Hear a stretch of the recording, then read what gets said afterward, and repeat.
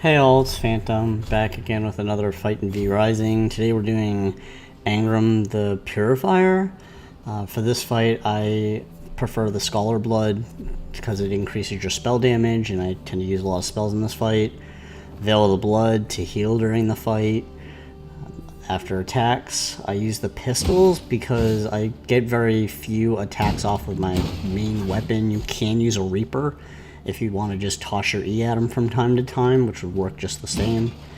Ward of the Damned, which you could switch with the Death Knight. It's just a melee attacker that will keep him busy and fighting something that's not you. The Ball Lightning, because he doesn't move around a lot, that can easily be thrown in his direction. He'll just stand at it, take it, and the explosion. And then for my ultimate, I use the Spectral Guardian for the weaken that it gives, the melee combat it does on the boss, and to use as a get out of jail free card for the shield if you happen to get yourself caught in a corner or a pinch.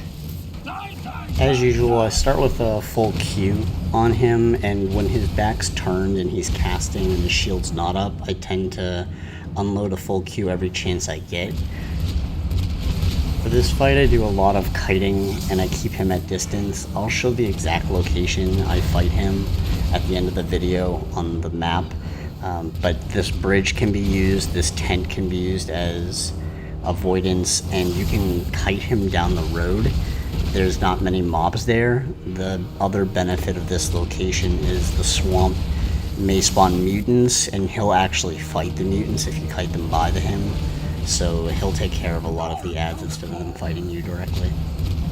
What you're seeing is one of his primary attacks. I call it the Reign of Chaos. It just casts a bunch of chaos balls that turn into pools on the ground. They're rather slow, so you can just continue to walk out of them, and you have your dash should you get into a tight situation. I keep throwing my static ball at him as often as I can, and as long as you keep him at a pretty good distance, the machine gun's really easy to avoid, and he'll primarily attack using this, which allows you to throw your Ball Lightning if you have your Reaper, your E, and you can even follow up with Death Knight, and 3 will just keep pounding him because he doesn't move much, and when he does move, it's pretty slow. So you've seen his shield, which will reflect damage on you. You've seen his machine gun, and you've seen his Reign of Chaos.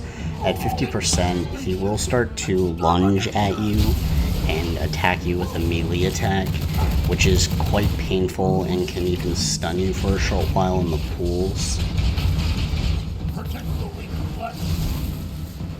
Again though, keeping a good distance and continuing to stay at his max range allows for the best chance of escape of that lunge. You can dash away and avoid it, or you can kite him down the walking path because there's a lot of barriers for him to get around, and the charge will fail.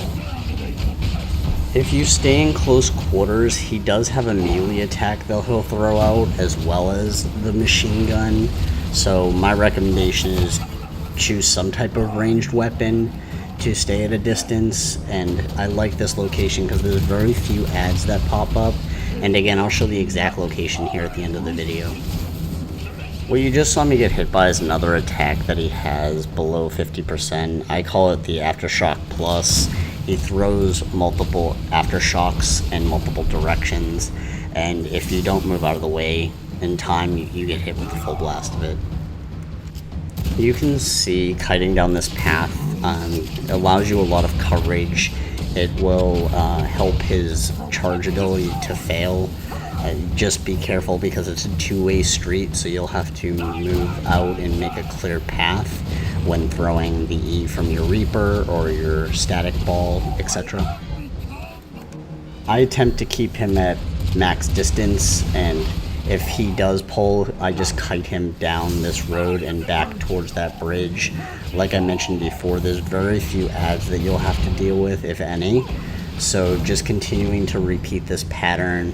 And I like to keep the ultimate of the Spectral Guardian for the weaken that it does. It does a good deal of melee damage, and the shield that it provides will get you a get out of jail free card if you happen to get caught in a corner with them.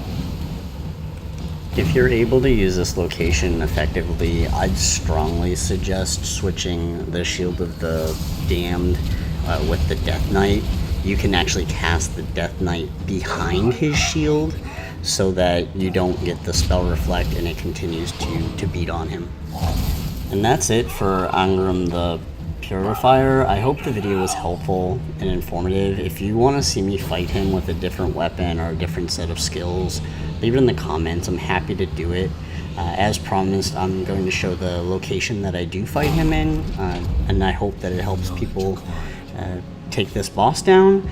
If you enjoy the content, like and subscribe. It really helps me out, and I appreciate you watching. Thanks.